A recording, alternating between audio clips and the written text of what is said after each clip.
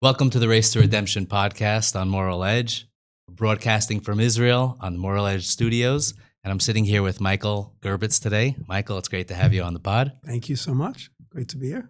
So I'm excited to explore with you some of the ideas of the Messianic era that we're kind of looking towards. As Jews, we're looking towards a Messianic era, and we have a dream and a vision. And seemingly it's an interesting story, because if we go back to the beginning, we have a story of Adam, and Adam eats from the tree, and there's a fall. And that fall leads to, struggles in humanity. And then Abraham starts the story of the Jewish people. And then we go through Egypt, we come to Israel. We have 1,500 years of what we might call, for better or for worse, the better days of the Jews. There are, times that we had the first temple for 410 years. Then we went into exile. We come back, a second temple. But now for 2,000 years, we've been in exile. And there's a dream. There's a dream that the Jewish people have of Messianic era, a time when we will be restored to our land, a third temple will be built. But what is the life that we're going to be living in that time, and what are we aiming towards? So the way that I understand it is when Adam fell, it was more than just, we did a sin and now we're going to burn in hell for this type of sin. There was an actual storyline of what God wanted for humanity. I happen to believe that God wanted Adam actually to fall, and that this was part of the intent and purpose of creation. But let's talk about, from a consciousness level, what happened to Adam when he fell. So in understanding ourselves and understanding what it means to be a human, we understand, at least from the Torah Kabbalistic more perspective, we can say, there are three core parts of a person. We have what's called the animalistic soul. That's like in the way that us humans are just like an animal, right? We're here, we're functioning, we get hungry, we have fears, we have basic wants, basic fleeting thoughts that run through our heads, right? We're just functioning. And then we believe that we have a soul, right? Which is this godly part of ourselves. It's like an antenna that connects to the beyond. It's the life that's in us, right? We all know there's something there in each one of us that has some kind of life. And what is that? That's alive within an energy and electricity that's within a person. And then there's that middle zone, which is called the spirit, the ruach, in the Kabbalistic terms. And that ruach, or as many of the Kabbalists call it, it's called the das. It's really the seat of consciousness. Another way of saying it is it's the man inside of man. It's not the man that just gets stimulated and responds, but it's the man when we're in a state of well-being, alignment, connection, and we're actually able to observe what's going on. Viktor Frankl calls it the ability to situate ourselves between stimulus and response. Somebody hits me, as a little kid, I just hit back because I'm just an animal. I'm just responding. But as we develop, our consciousness develops, and we're able to be aware, and we're able to understand that just because something happened to me doesn't mean I need to just respond right away. And that is something that develops each one of us in our humanity. And that's what we call the man within man. It's that piece that connects between our soul and our animalistic self. Is that like our free choice, you're saying? Like the animalistic part, it basically just reacts by instinct.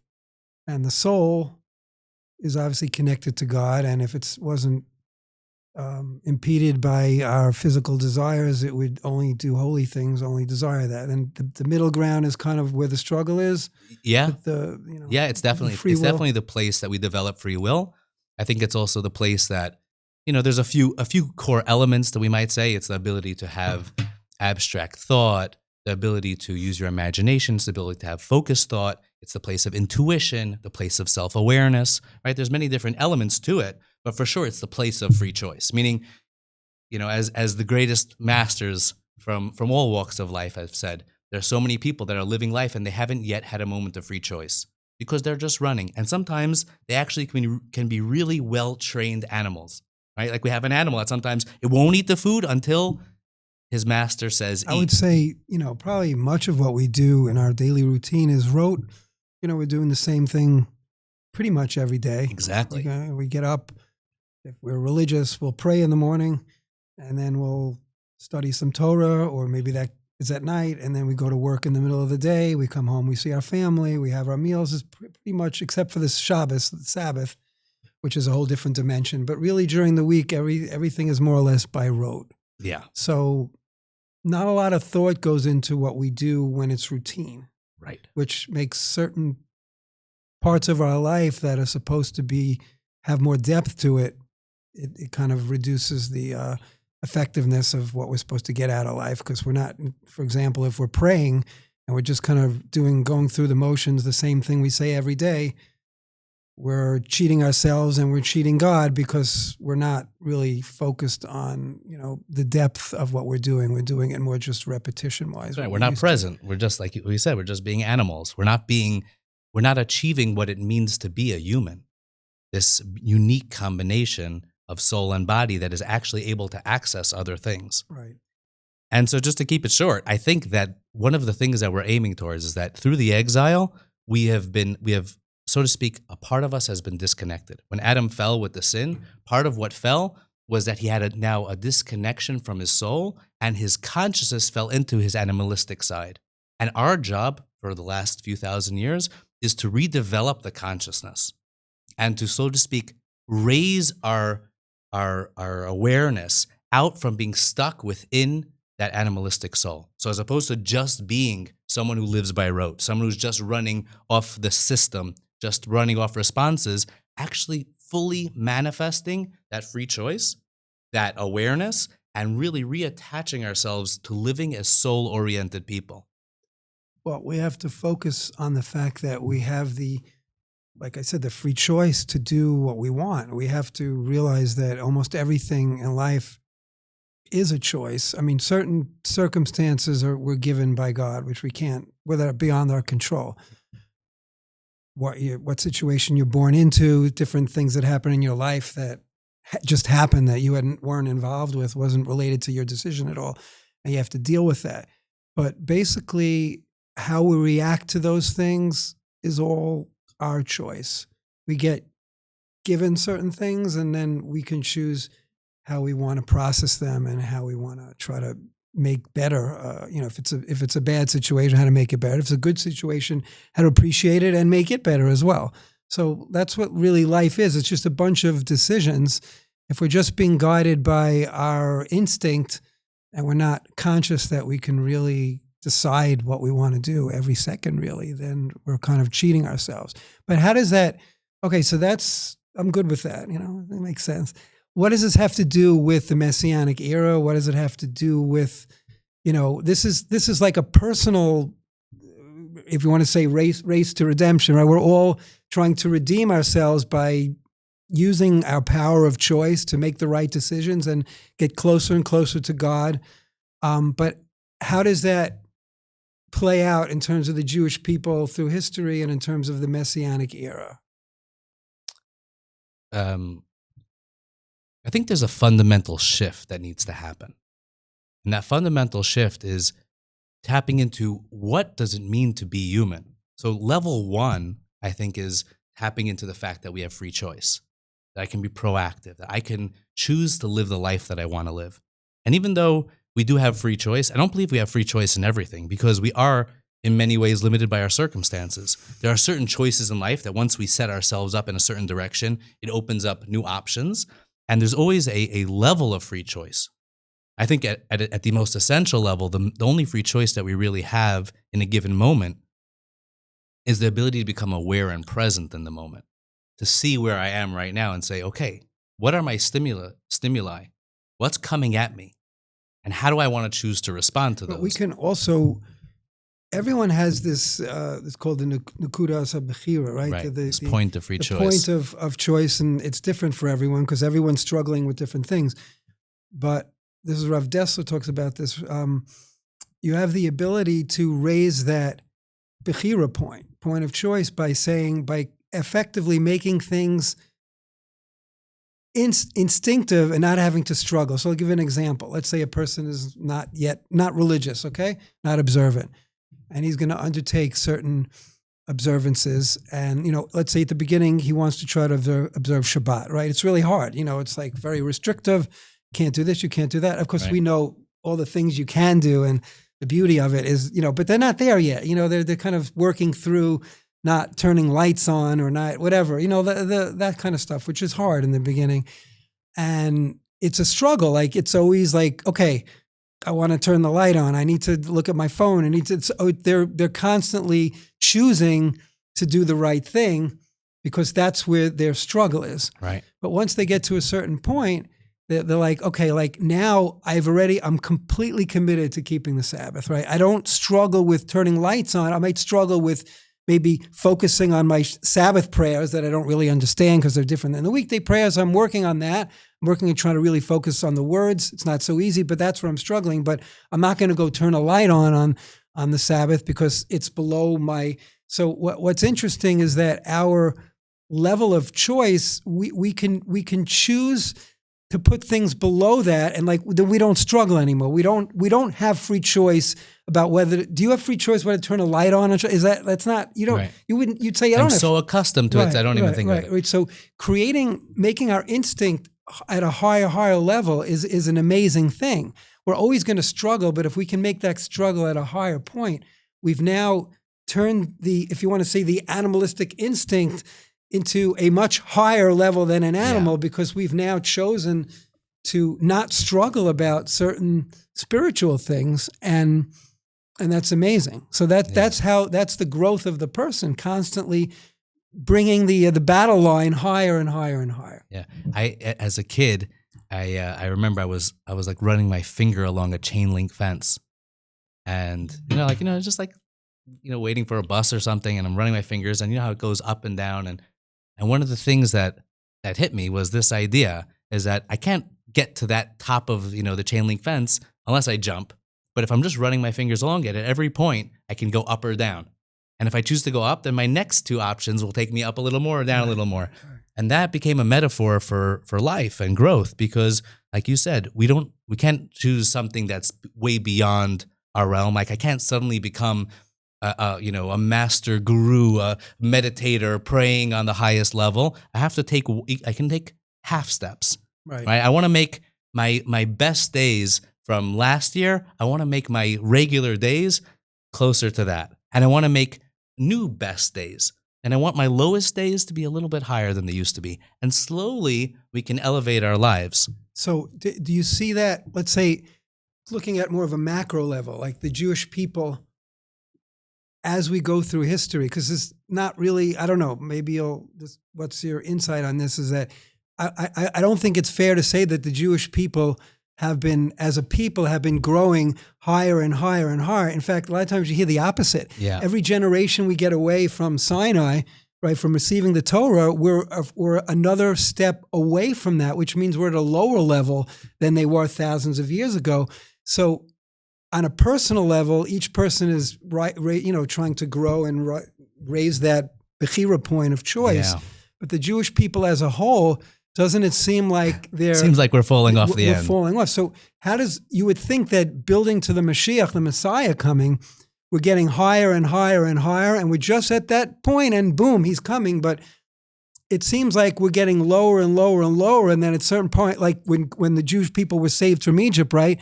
So we're told that there were 49 levels of tumah, of impurity. We were going down and down and down, and God realized, hey, guys, if you go down another level in Egypt, you will be irredeemable. So therefore, I'm gonna jump skip you up. You're not really holy yet, but I'm gonna transform this free fall to get you to the point where you can start building yourself up to turn around, to that turnaround. So is that, in fact, what's happening with the Jewish people, that we're getting to such a low point where God's going to say, hey, guys, you're at this low point. I'm going to effect a turnaround? Or is it, because it's a little counterintuitive, because we want to think like we're getting better and better and better. We want to deserve the Mashiach because we're getting great. We don't want God to say, like, you're getting so low. So how do you see it? Like, what's going to flip on the Mashiach switch? I love that. I absolutely love that. And it's interesting that this question, right, is actually brought up by many of the mystics, many of the Kabbalists. One of them who wrote a sefer called the Tal Orot, which is these 39 lights, and it's a beautiful, beautiful book. And it's going into the depths of the Kabbalah. And he asked this question. And he says the same thing. If we saw things developing, then that would make sense. And he says a beautiful example is imagine if the king sent out, a team to go and begin to mine gold and silver and, precious stones. So in the beginning, when they come to the top, to the mine, at the top of the mine is the easiest to mine. So you're able to just take out, you get to the first vein and you're removing the gold or the silver, the ore, stones. But as you go deeper and deeper, you get dirtier and dirtier. And when you're getting into the depths to get out those final pieces, you're actually covered in dirt. And he says that's what's happening to us.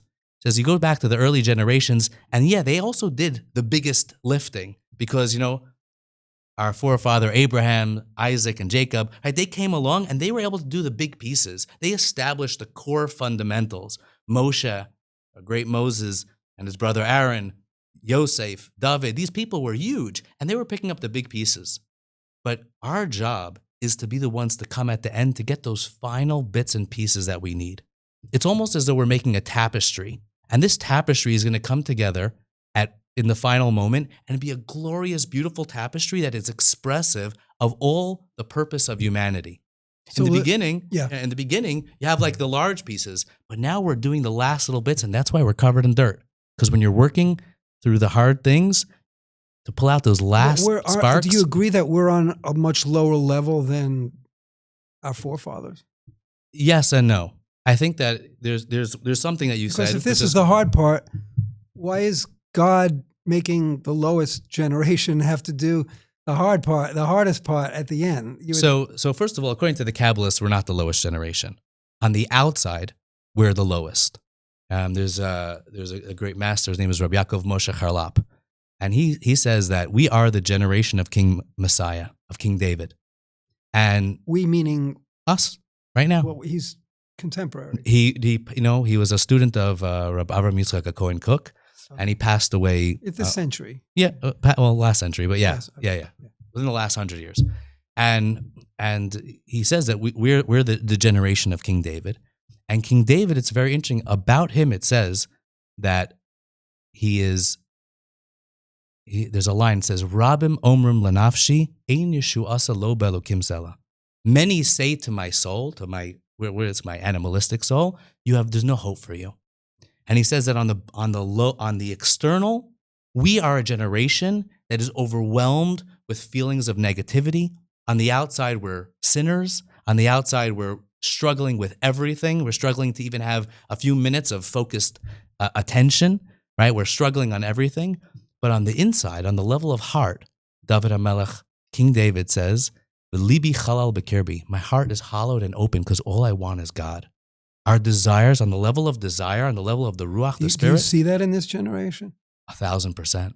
I mean, it's a generation where, there's yesh for yesh, there's this and there's that, but I think on a whole, God is not part of most people's, That's true, but people on their primary thoughts. I mean, people are very into themselves. They're into the physical, the physicality, the materialism. I think, and with all the online stuff and all the distractions of social media and iPhones and all of that, it's kind of hard to where's God in the picture? So it seems to me that's where our generation is at more. So there's actually in the Kabbalistic line of thought, there's the I'm general. not a Kabbalist, so I'm just looking at the world. Well, I think the way I think most people see it. And I think that what are you looking at? I think that part of the Messianic redemption is the revelation of the Kabbalah. This is, we just celebrated the day of Lag BaOmer, which is a day of celebrating the great master, the top mystic, Rebbe Shimon Bar Yochai. And he was the one who said that there's going to come a time that this book that I'm writing, a book of mysticism, the book of splendor, the Sefer HaZohar, is going to be the book that's going to take you out of exile.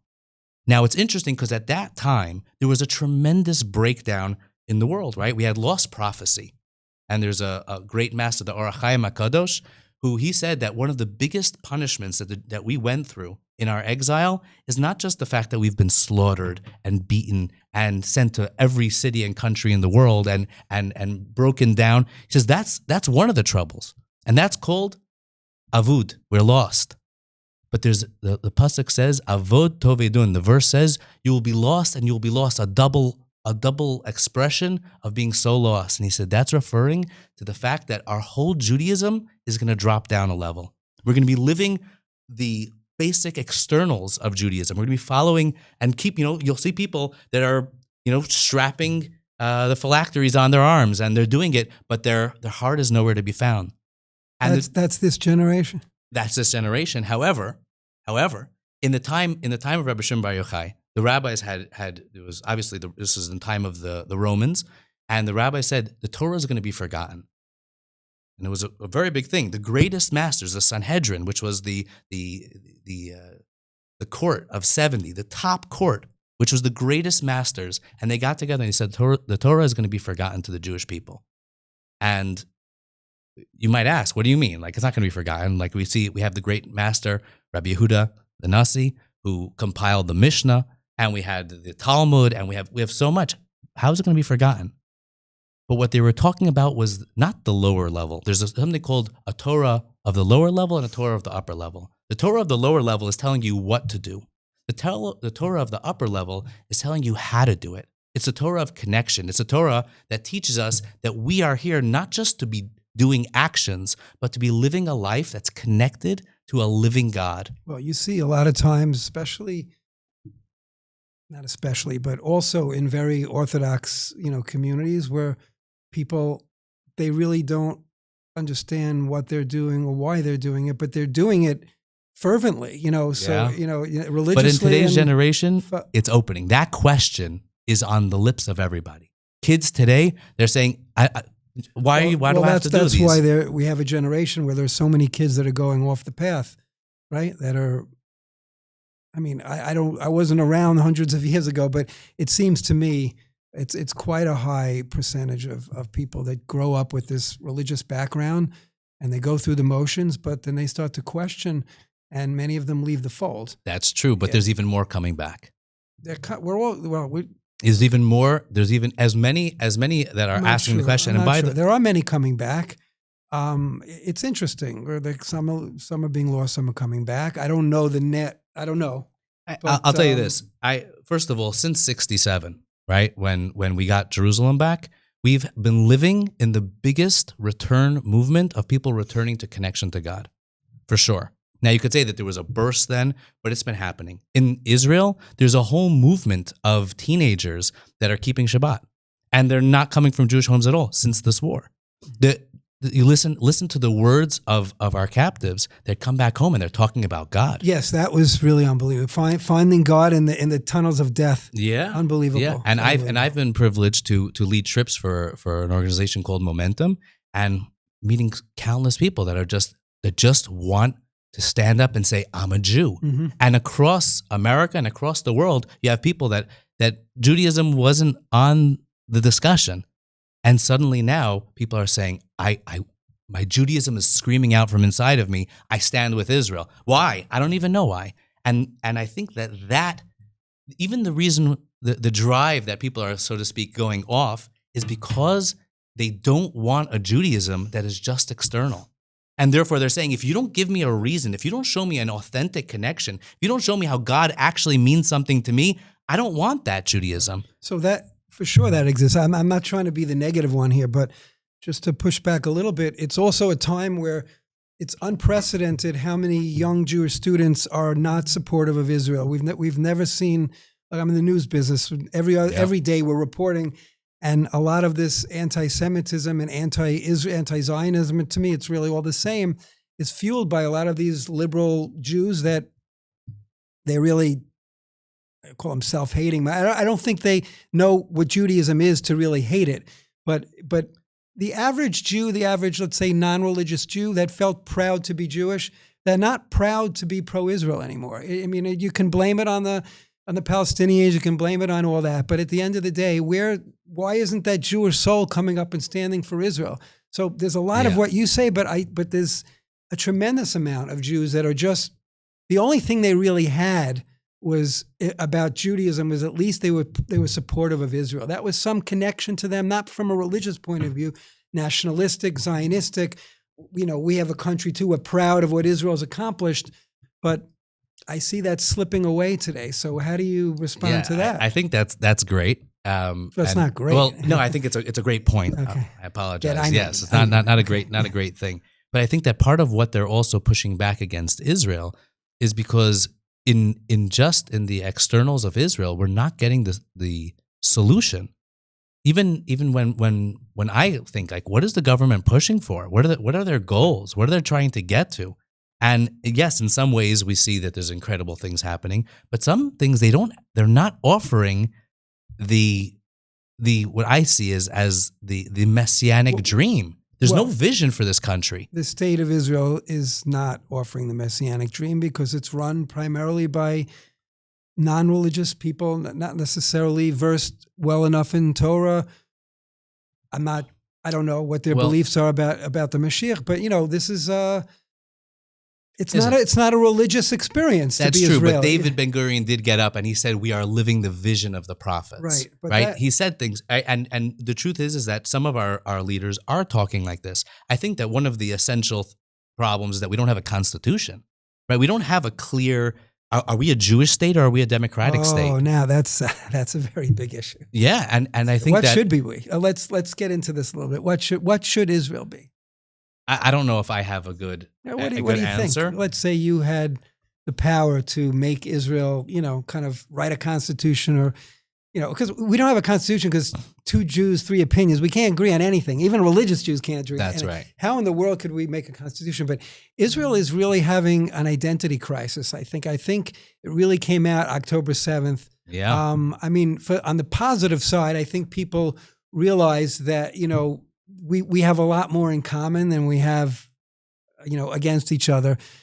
Soldiers that were very secular and then soldiers that are very religious were hugging each other and serving together, and just there was a feeling of unity, achdus, as we say, that like never before. People were realizing that our external enemy that's our real enemy. We're not our real enemy. And God, I think, was giving us a message. Like, if you remember the days before October 7th, what was going on with the judicial reform and the protests every Saturday night, and to the point where even on Yom Kippur, do you remember this? There was a minyan. It was separate men and women, but it didn't even have a mechitza, which is like a divider. So it wasn't like the most ultra-Orthodox thing, okay? But even that, they were harassed and they were chased away. You can't have a service like this. You can't have separation, men and women. And on the holiest day, this was right before October 7th, on the holiest day of the year, in the holiest place on earth, in Israel, praying, Jews are now telling other Jews that they can't pray in a public space because it's against their principles. Yeah. So God said, listen, Ad Khan, I think I had enough. Enough is enough. Right. I think God showed us who our real enemies were. It had to be a horrific, terrible thing. And again, I don't know, claiming to know God's ways, but to me, at least, what I got out of it was that, we need to kind of press the restart button here and try to realize, we have so much more in common than we have, and we have to reframe everything. So I think, I saw that as really Israel having an identity crisis. Like, who are we? What are we? What are we doing here? We're self-destructing? Yes. Right? See, these are the questions that I believe are messianic. When we're getting back to that identity question, and I think the world's having an identity question. AI is pushing that question. What does it mean to be human? If we have an AI that can take everything over and suddenly do everything better than us, then what are we? And once again, we're being pushed on all sides to the real question is, who are we? And what are we really here for? Is there a deeper purpose? Is there a mission that each one of us is on? Right. So theoretically, the state of Israel, if it was run by people that really understood that, they would get up and not be afraid to say what our mission is, what is the role of the Jewish people in the world, that this land was given to us by God. And not only that, we were given a role by God, a unique role as a chosen people. We can't be apologetic. We can't, we have to tell the truth, right? We have to tell the truth. And I think people will respect us. They may not like to hear that, but I think they respect people who respect themselves. And if we don't respect our mission and our goal and our purpose, the purpose of the Jewish people is to, number one, be God's chosen people, meaning to get so close to him, the closest that any human being can get, but also to teach that lesson to the world that there's a role for everybody to get close to God. And we're supposed to be the teachers of that, a light unto the nations, right? In every way, just in closeness to God, in spirituality, also in physical things, also in bringing blessing to the world through the technology. Value, business, technology, 100%. The Jewish people always have so much to contribute. But we can't be shy and, apologetic. And we have to say, listen, guys, listen, world, we have a role, right? This role needs to be accomplished in this land also. We can't be apologetic about that. This is our land. We're just following God's will. We didn't make it up. We don't make the rules. We just try to follow them. Yeah. And, we have to be a model to the world. And part of that model is the unity. The unity piece is where we really have to self-develop in terms of our Bechira point is going back to what we were saying before. Our struggle in a great way has to understand not only our role as an individual to realize that we're growing, but as a people to be able to grow together, even though we're very different. And this is extremely challenging because Israel is a tough place. It's very, as I say, kitzoni, very extremist. The extreme on the right, extreme on the left, the religious extremists, the secular extremists. We have to be able to live with each other. If we're going to grow as a people, we have to make peace with each other and realize that not everybody is like me. Yes, there are non-religious people here, but they deserve respect, the same respect that anybody believes that everybody deserves. And we have to know how to relate to each other. And same thing from the secular side. They may look at religious people as fanatics, but they have to try to understand where the other person is coming from. Like we said before, God we are born into a certain situation. He doesn't expect the person who's born into a secular home to be keeping Shabbat. He's not getting it from the home. He has to be taught. He has to be respected before he's at that level of even wanting to do that. And likewise, the opposite way as well. The secular have to look at us and realize that if they were born into a religious home, there are certain things that we're programmed to do, and it's very difficult to step away from that. Not that we should, but we should have an appreciation for what we're doing and be able to explain it to a non-religious person. And we just need to get along. So the path to redemption, I think, has to come first and foremost. We have to make peace with who we are, with ourselves on a personal level, and ourselves on a nation level. To respect each other and to realize that we need to get to the next point as friends, not as enemies. Would you agree with that? I agree with a lot of that. That's good. No, I Okay. agree with the core of that. Okay. But I do think that there's another dimension that's going to open up, because I think that to get everybody on board with a vision, there's the parts, like you said, on the basic level. We really need to learn to listen to each other. We need to have the basic levels of respect. But there also needs to be the true identity of who we are. And the true identity of who we are is not just what we do. It's about the restoration of the soul, right? When we look back to the prophets, when we look back to the Torah, and we see what is the story of the Messianic vision, there's a story, and we're living it. And you can see it. It's written out in the books. And when you read it, you suddenly go, wow, there is a story. So in a nutshell, what is the story of the Messianic vision? In short bites, people. It's waking up to a higher level of consciousness. Practical. How do we get to that point? So there's in the prophet Ezekiel, he has this vision of the dry bones. And really it starts with the God gives him a prophecy and tells him about what's going to happen at the end of time. And first he tells him, he says, there's a reason why you were kicked out of Israel. It's not because I gave up on you. It's not because I don't want you anymore. What's the reason? The reason is because we made bad choices. We served false gods. On a deeper level, that's not a problem today, is it? Or is it? Well, it is. On a deeper level, it's because there's let's say three parts of ourselves, right? You have let's say the soul part, we said the consciousness part, and the animalistic side. On one level, you can say the highest level is the soul. But I can also make the argument that that on a soul level I could be connected to God, but on an animalistic level I'm still disconnected. Meaning I can tap into God in my belief system, but my behaviors don't match it. Now, even though I'm tapped in, you say, well, at least my beliefs are aligned. What does that mean exactly? It means that I believe in one God, but I step on somebody else's feet on the way to run to pray. Well, you could believe in God, but do you believe that he gave us an instruction book for life called the Torah? I mean, that's true. That's not necessarily included in belief in God. Most people believe in God. That there was a creator. You look at the world, it's pretty crazy to think that this world, the beauty of this world, the design of a human body, the design of the way nature works was just random. So yeah. I would say most people believe in God, but most people probably don't believe that God gave us an instruction book for life, a very specific one. So where does that? So I'm going to take this back a second because we were talking earlier about the Messianic vision and how we're getting there. And going back to the beginning of our conversation, we mentioned there's one concept which is called Yeridat Hadorot, which is a lessening of the generation. The further we go from Sinai, so to speak, we're not as great as our previous generation. And there's an important element to really is the humility that we get from that, a level of acceptance. We carry tradition with a very, very high level of value. But there's also another concept which is called Aliyat Hadorot, and that we're constantly moving upwards. We're, so to speak, standing on the shoulders of those that came before us.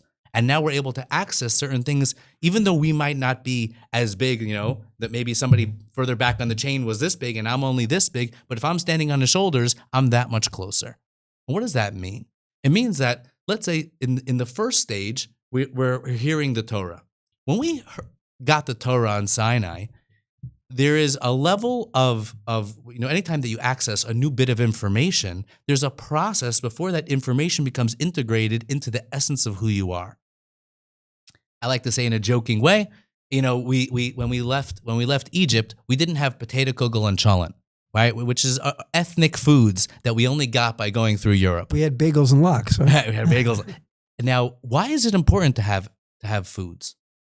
Is it an important thing? Do we need potato kugel? I think we do, because I think that to be a complete human being that is connected to God, it doesn't mean just that I can go to a mystical level of having divine connection. It means that my whole body, my whole experience on the nefesh, ruach, neshama, on the animalistic soul, consciousness, and on my soul where I can expand to exalted levels, mystical levels, connection to God through into beyond my intuition, beyond my mind, to connect on deep levels, which we call prophecy. And ultimately, that's what we are. It needs to come on all levels. We need to bring it all the way down. Okay, so I think we have slightly different perspectives on things. You're more like, the soul thing and the, going back to Adam and going back to, the physical part and the middle part and the upper part. It's very cool and interesting, but I'm more like practical. Like it doesn't so much speak to me. I'm more of like, what do I need to do? Like, yes, of course, we need to think about what we do. Obviously, we discussed that. We agree on that whatever we do should be well thought out. I mean, that's with consciousness, with awareness, 100%. choosing. Otherwise, you're an animal. We agree also that the things that we can, the challenges that we're above should become instinctive, because that means we're growing. As we're growing, then the things that we're not challenged with anymore should be instinctive. And that's a great thing, because the more things that we can make instinctive, because we've already crossed those bridges, means we're growing and we're growing hard. So we can all agree on that. But I'm just really focused more on like, what do we need to do as a people? What do we, a day to day, like practically? I'm not sitting and thinking about my soul, my animal soul, my godly soul, my middle soul. I'm not really thinking about that. I'm thinking like, as a Jew, okay, what do I need to do? I don't want to overthink things. I want to keep things simple, because I think for the masses, you may disagree, but they're not on your level. I mean, it's a compliment, actually. So, well, yeah. So so I'm going to push back, because I think the masses are actually quite deep, and I think that that And I guess I'm just a shallow head. No. No, that's okay. I'm joking. But I know. it's fine. I don't think so at all. I actually think that, this actually brought down that there actually are two core soul types of people. There are those that are more, you can call it more open-minded thinkers, more dreamers, more visionaries. And then there are the people that are more practical. And actually in once again, bringing it from the Kabbalistic texts, there are these two soul types are called the souls of Leah and the souls of Rachel. And the souls of Leah are very practical, down to earth. What do I need to do? The ultimate Messianic era is going to be the time that I'll have a relationship with God. But right now, I just need to do what I need to do.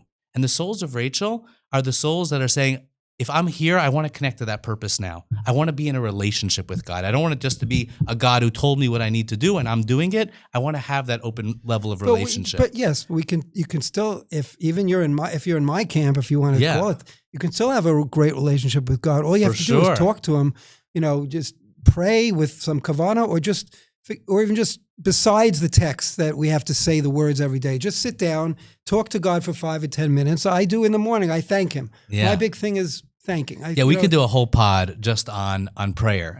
That's my jam. Just talk to God in your in your own words and your own thoughts. Yes. And for me, I don't need anything more than that. I don't need to focus on my soul this, my soul that. God's there. I feel that he's there. I ask him for things. I thank him above else for thanking for all the good. And I move on, and then I'm more of a practical. Let's just what am I going to do? Let's create this. Let's do this. I do a lot of different things. The news business and Israeli products and pro-Israel activism, etc., and the podcasting now, and a few other things that we're not going to discuss right now. But it's just like, what can I do? I feel like I'm a doer, and I want to do more and more and more, and then hopefully things that God wants me to do and inspire other people. That's it. That's my simple mind. Oh, and I totally agree. And I think that right now, each one of us just needs to ask ourselves on a practical way, how do I get involved? How do I, and it could be personal, it could be on a national level, it could be getting involved with Israel. We need to get involved. So let me ask you, even though it's your show. Let me take it back one second.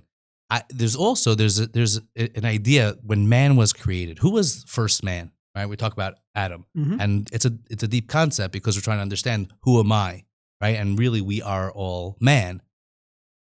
When man was created, there were two distinct parts that were created. It started as a single-celled organism, developing until finally we had Homo erectus. You have man standing here, physical. Well, isn't that the theory of evolution? Well, some say that, but we don't believe that. Well, the Torah. God created man complete. Well, no, it doesn't. It says God created man afar min ha'adama, dirt from the ground. He started with basic physical things, and he developed him to being a man, and then he blew a soul into him, created from two distinct parts. But he wasn't a living organism until he blew the soul into him. Well, it depends who you ask. He wasn't an amoeba. I disagree. I think that this is crazy. Yeah, this is crazy. There better be a second episode. 100%. What, you believe in evolution? No, I don't believe in evolution, but I do believe that God created everything from one original point, and then he developed it. And what does that mean? He developed it. Well, man was man on the sixth day. He wasn't an amoeba. Well, yes, I do think that there are certain parts of evolution, or the theory of evolution, that I totally agree with, and I think that seemingly that's pretty radical, no? It could be. Well, I'm learning a lot here. We should have started with this. Yeah, one of a great master, the Ramban. He actually talks about this straight up. He says it started as a single teeny little, in the beginning of creation. You can call it the Big Bang if you'd like. And it started as this teeny. I don't want to call it the Big Bang. I have no problem because the Big Bang is just saying that there's a point of creation, ex nihilo. But we believe that God is the one who created that. And it started from there, and it began to expand. And on each day, when it says Vayhi Erev Vayhi Boker, there was evening and there was morning, what does that mean? It means that there was a process where God brought it to the next stage of development. So evolution says that things just happened on their own developing. I believe that there were certain clear stages. Day one, God created the separation of light and darkness. Man was created on the sixth day. It wasn't a process. He created man. Doesn't Rashi say whole with in his form, in his full form? Not even as a baby. He was created as a mature man. So we can get this. This is actually a great discussion. There's very. That's what everybody that I ever heard of believes. I don't know of anything else. So but maybe I'm wrong. I don't know. So That's what they taught me in first grade. You know what I mean? And I'm fine. I'm fine if you with that. But I'm also fine with the understanding that man was created on some level from earth, and he was developed. Meaning, if you want to say that happened all in 2 minutes of time, by all means. If you want to say that it took millions of years for the development of man from a single-celled organism all the way into the development of man, it doesn't bother me either. But what man was that he was the first man that had that at the same time that he's developing. At the same time, there's also what we call the descent of the soul of man, and that's okay. That's here we go again. Now, 1 second. No. Why do we? Let me why do we care about this? Because how does this help me be a better person? Because if I want to be able to be the best person that I can be, I need to understand my makeup. If I don't understand who I am, if I don't understand what it means to have a soul and what it means to have a body, and really what I believe the Messianic era is a time when those two things come back together. We say it every day in the Shema. It's too much in the clouds for me. Well, I think that's the jump that's going to happen in the Messianic era. I feel like I know what my mission is, and I don't feel like I need to understand the development of, if you want to say, the amoeba to the man, what happened 7 days. I don't think it's really relevant. I don't find it relevant. I don't really care that much. I don't see why it will help me be a better person or understand my role any better. I feel like I look at the world. I feel like I know what I can contribute. Every person can contribute differently. And I feel I shouldn't say feel very comfortable. You should never feel comfortable. You never really know. You should always strive and work hard to try to figure out, to really clarify what your role is. And that's very, very challenging. But I feel like I have a good sense of what I'm able to contribute and how to make my contribution to the Jewish people that God wants. And I believe that will bring us closer to the Mashiach, getting Jews to Israel, getting Jews to understand Torah, getting Jews to understand what a relationship with God means, and just building up this land in a physical sense, in a spiritual sense. It's that simple. Not easy, but it's that simple. So, beautiful. Wait, and what do you see? What do you see the Messianic era as being? I wanted to ask you that question first. Well, I want to hear where you're going, because if this is it. Now, I don't know what's going to be that final thing. Again, like we spoke in the beginning of, I see the generations going lower and lower, and God saying, maybe guys, you've gone too far. We need to turn things around. On the other hand, I do see a lot of positive, beautiful things happening. And maybe because the challenges are so difficult in our generation, this is something you didn't really speak about so much. We spoke about the older generations being greater, and then you spoke about us kind of topping off and building on top of that. But you could also say that even though in an absolute term, maybe the older generations were far greater, but they also had less challenges. You could look at our world and say we have so many challenges. It's so hard to find God in our world. You might disagree, but there are those that it's not. Okay, it's pretty hard. Certainly it's hard, right? It's dark. So if we're able to meet those challenges in such a dark generation, could be we are greater than Abraham, Isaac, and Jacob, and maybe that's what will bring Mashiach, because we're so great relative to the generation that we're in. Yeah. So I don't know. I don't. Nobody really knows. Nope. But I feel like our job is to spread the good word, spread the word of God, spread the word of Israel, spread the word of the Jewish people. Not be shy about who we are. Be proud of who we are. And proud to tell the world who we are, what our role is, and I'm good with that. I don't need to understand anything else. So go ahead. How do you see it? I agree, and I think that maybe this is a question that you guys need to chime in and let us know what you think.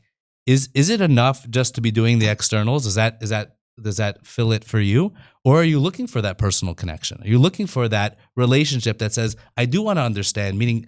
Unlike, just let 1 second. Yeah. Of course, we should have a personal connection with God. What does that look like to you? Talking to Him, seeing His hand in world events. I'm a news guy. I look everything that happens in the news. Trump's a puppet. Every single thing that happens, I see God behind it. That's enough for me. I see God active in the world, and I feel like I can talk to Him and have a relationship with Him.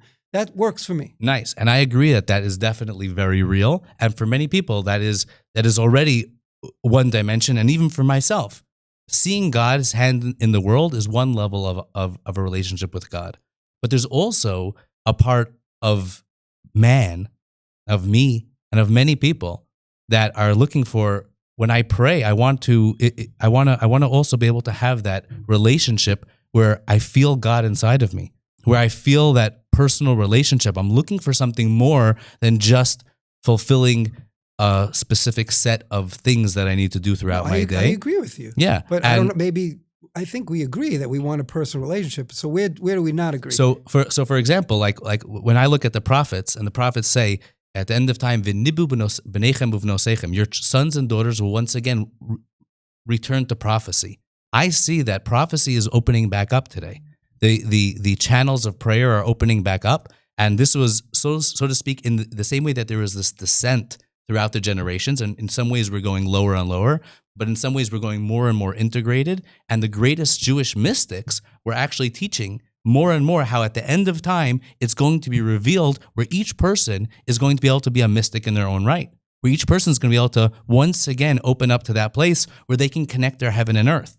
The Temple Mount is a place where you can connect your soul and your body. So great. So that sounds great. So now what? Well, what should I be doing differently? Like that I'm doing now? How does that, understanding that, okay, but so what? How does that play out in the practical sense? Well, so for different people, it plays out a little bit differently. For some people, it says, okay, I want to understand on the level of action what I need to be doing, on the level of consciousness what I need to be doing, and how do I open myself up to something more? When I'm praying... What's more? So for example, when I pray, one of the main things that I'm thinking about during prayer, even though I also do a lot of gratitude and talking to God, but the main thing that I'm focusing on is, what am I connecting to? What am I praying to? What does it mean when I'm praying? We can't really understand what God is, and I'm fine with that. We're not supposed to understand what God is. Who are we connecting to? The ultimate power of the world who gave us the Torah. There's literally verses throughout the entire Torah that talk about an awareness. Das Elokei Avicha ve'avdehu. We know you should have awareness of God, and you should know Him. Ve'ahavta es Hashem Elokecha b'chol levavcha. What does that mean to know Him? So to know that He's there, to know that He's running the world. So that's the first level of awareness. But there's more levels of awareness where you actually can have a relationship. What is prophecy? Prophecy I don't know what a relationship means. If you're talking to Him, isn't that a relationship? Well, He's not going to answer you back. Okay? Why not? Okay, He answers you in actions, but He doesn't answer you. That's one level, but I think that's what prophecy means. How else does He answer you? Prophecy. What do you mean prophecy? I mean it. Who has prophecy? That's what the prophets were all talking about. The Messianic age is the return. There's no prophecy anymore. That ended 2,500 years ago. So that's only, first of all, if in the text, for example, there's a famous book called the Mabit, right? The Mabit wrote a book called the Beis Elokim, okay? And in that book, he talks about the loss of prophecy. This is the big debate of what was lost. But what does that have to do with now, 2,500 because years later? He disagrees with you, and he thinks that prophecy is still around. And Reb Shimon Bar Yochai and his teachings, which led to the teachings of... What does it mean prophecy's around? God is appearing to people and giving them visions? I never heard anyone tell me that God appeared to him and told him. I mean, sometimes people in other religions say that, and they're a little meshugana. That's true. When I talk, or I say I see God in my life, right? Not like a crazy nut that says, God spoke to me and said, God made me move to Israel. I say that, right? Yeah. He didn't really make me move to Israel. He didn't appear to me and say, this is what you need to do. Just the circumstances in my life and what was going on and the realizations that I had led me to believe that this is where God wants me to be. But I was able to use my brain to figure that out. I wasn't given a vision of what to do. That's true. Okay. And there's part of what you have is your brains to figure it out. Did you hear the blast of the ram's horn, the shofar that's calling to return to Israel? When you said I came home and I came back to Israel, I made Aliyah, and did you hear the blast? It says that at the end of time there's going to be a blast. No, I didn't hear the blast. You didn't hear the blast. Well, I'll disagree with you. I think that you did hear the blast, because when you open up that verse in Yeshayahu that he talks about, Bayomahu, on that day, Yitaka b'shofar gadol, they will blow that big horn. Uboa ovdim me'eretz Asher v'anidachim be'eretz Mitzrayim. And all the Jews that have been dispersed from around the world will begin to return home. Not one of the commentaries that I have read says it's actually going to be a blast, even though everybody says, I'm waiting for that blast. Every one of them, pretty much, that I saw, none of them say there's actually going to be a blast, but most of them say it is going to come a time that people are going to begin to return home as if they heard a blast. Or some other commentaries say that people will begin to hear inside of them that I need to come home. Fair, They hear fair that enough, call. Fair enough. Fair enough. Where is that coming from? Is that coming from? It doesn't change anything. Like you call it. I heard the blast. Okay, so I heard the blast.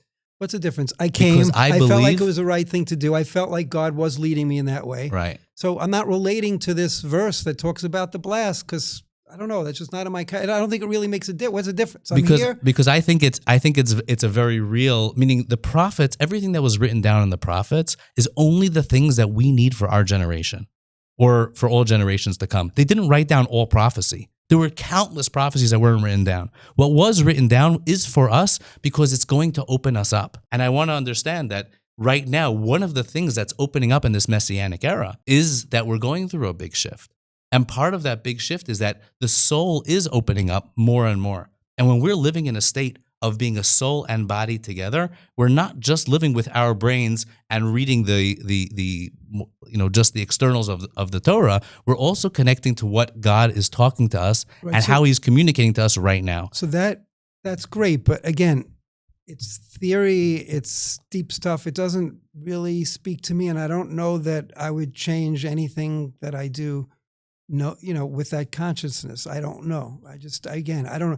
I think most people are like me. Maybe I'm wrong. Could be. Yeah, I'm open. I think that we should hear from you. You know, let's hear what you think, because obviously there's a struggle here. But I mean, we're all on the same team. It's just different. And I think we're wearing different uniforms. We're all we're different roles, but we're all working for the same thing. And it's interesting to have this perspective. Yeah.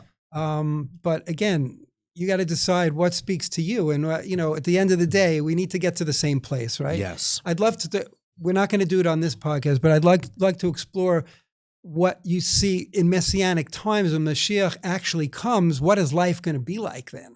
Are we going to be physical beings or just like go to our job and do everything the same? But we know that God's there, Mashiach is there. We have a temple. There's going to be no wars. Or are we going to be like quasi-spiritual beings floating around? I don't know. I don't know if anyone really knows, but we all have a vision of like what we think it's going to be. So I'd love to hear. Yeah. I imagine our visions probably won't be the same. They won't be too different. But won't be different or won't be the same? I don't know. I'm curious. Well, I'll give you just a brief, just to wrap up. I'll give one thing and then I'll let you take us home. Word. I'll give you the final word. Ooh. I think that Adam was created, as I mentioned before, was created in two separate components: the physical side and the spiritual side. And just like man, when he's growing, when he's born into this world, first you see the physical side growing, you see the intellectual, you see all that, but at some point there's a touchdown with the soul. And our job, each one of us in our personal lives, is to make an integration of soul and body. And I believe that man, originally Adam, was created that way, that humanity was created as a development of the physical to be able to have this descent of the soul until there was final touchdown. Adam was the first man that had the touchdown of soul and body together. What does touchdown mean? What does that mean? It means it was the first time that soul and body integrated. Meaning the descent of the soul. I don't understand what that means. The soul, we are born with a soul and a body. They got to start working together from day one. Once you're old enough to understand, to make decisions, your decision is often between body and soul. The body wants to do something physical, which is usually not what God wants. The soul wants to do something spiritual, which usually is what God wants. And then our brain has to say, okay, we have to make a compromise here, and what's going to work for me? Maybe. So when you say the soul wants what God wants, what does that look like to you? What does that mean, the soul? Well, let's say what we call the Yetzer Tov and the Yetzer Hara, the good inclination, the evil inclination. The good inclination is connected closer to God. The evil inclination is connected closer to the body. And there's a battle going on, and the brain has to figure out, draw the battle lines and make a compromise. You can't sit and fight all day long. You have to do things. If you're going to get constantly thinking, this is to do this, no, yes, it's right, it's wrong. So you serve God. You have to decide. So you're supposed to serve God with your good inclination, but not with your bad inclination? Well, no, because you're supposed to serve God with. So what does that mean? You have to make peace between the two. And then try to come up with a formula that works, and try to increase the good inclination, more of that, less of the bad, and that's the growth that's bringing you up. Okay, so I have. We gotta. I think we should leave it for next time, because we probably could sit here all night. All right, we're definitely gonna have to. I didn't know what to expect. It's actually very interesting, and I think it's fascinating to share different perspectives on things. I'm still We're going to have to bring this back up you're not because I gonna- think you're that not- the good inclination and the bad inclination, I think that needs development, and I have an understanding of what that actually looks like for me, and I'd love I to think share your that problem with is you think too much. Could be, or could be, or could Push back on that. I was kind of a joke. That's okay. No, because like you're supposed to think. Well, for me, You're it's too actually deep for me. I would say. for me, it's actually more about experience. Like when I'm looking, when there was there were great masters that they said we want to experience God. I want that too. I'm not. For me, it's not enough to just. I guess since I'm a little boy, it's always been driving me that I'm looking for true, authentic experience, and I'm looking for that experience. That explains a lot. And I think that many As people, a little boy, I was just looking for fun. right? Well, many people in the world today are. I think this is one of those core dynamics between the two of us, and that's why I enjoyed this talk today so much, because there is different viewpoints or different types of people, and I think that having this discussion actually is bringing out the best in us. And I hope that not only can we have these discussions, but I think that many people need to have discussions like this that are bringing the two different viewpoints together, right and left, and religious, non-religious. I can totally agree with that, 100%. Yeah. So it's I hope you guys enjoyed it. Yes, this was magic. I didn't know what to expect, but Michael, thank you for joining us. Am I invited back? Are you kidding? I guess that'll determine whether you liked it or not. You might need to be my new podcast mate. Okay, we'll see about that. Anyway, well, thank you, Michael, for joining us. Pleasure. And thank you all for joining us on the Race to Redemption here on Moral Edge, broadcasting from Israel. It's great to see you.